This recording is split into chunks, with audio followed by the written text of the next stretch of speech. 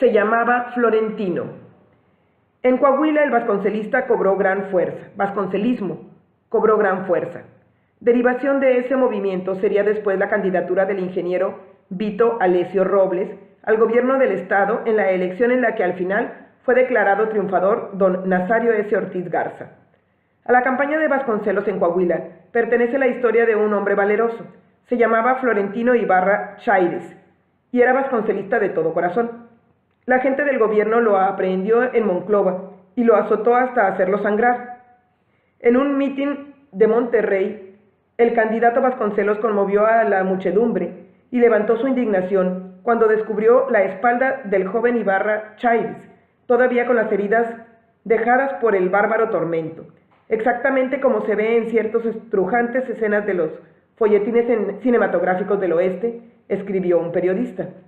Se acercaba el día de las elecciones presidenciales. Candidatos: Pascual Ortiz Rubio, candidato del gobierno, y José Vasconcelos, candidato de la oposición. Los gobiernistas habían fabricado un padrón favorable a sus intereses en que los nombres de sus adictos aparecían hasta en una veintena de casillas. En una habitación del Hotel Princess en la Ciudad de México, Vasconcelos preparaba los detalles de la jornada electoral. La prensa oficialista hacía burla del candidato independiente y aseguraba su derrota. En miles de hogares mexicanos, sin embargo, latía un extraño fervor. Seguramente la votación en favor del filósofo y maestro sería copiosa.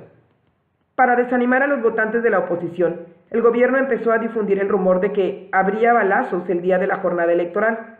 Lo mejor que podía hacer la gente, decían aquellos rumores hábilmente propalados, era quedarse en sus hogares.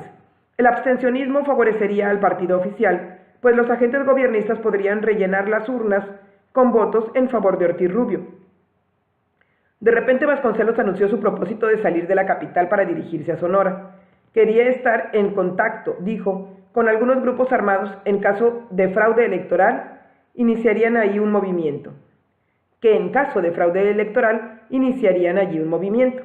Algunos vasconcelistas, desconcertados por esa súbita decisión de su adalid, pensaron que el candidato deseaba estar cerca de la frontera para solicitar el apoyo de los Estados Unidos en caso de una revolución.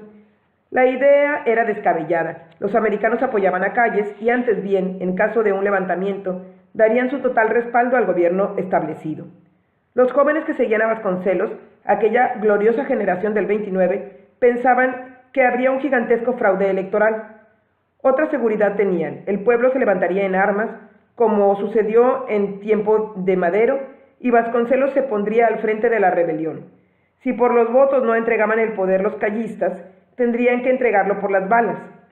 Acertaron los idealistas muchachos en su primera perversión. Hubo, efectivamente, una gigantesca manipulación electoral, pero se equivocaron rotundamente en su esperanza de que el pueblo se levantaría en armas para protestar por la imposición. Cansados de luchas, los mexicanos aceptaron pasivamente lo que al día siguiente de la elección les dijo la propaganda del gobierno. Pascual Ortiz Rubio había arrasado en la votación y sería el próximo presidente de la República.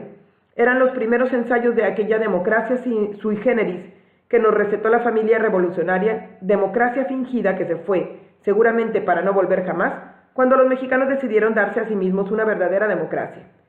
De la democracia dijo Sir Winston Churchill que es la peor forma de gobierno, pero no hay ninguna otra mejor, añadió con británica flema. En efecto, los errores de la democracia se pueden corregir con más democracia.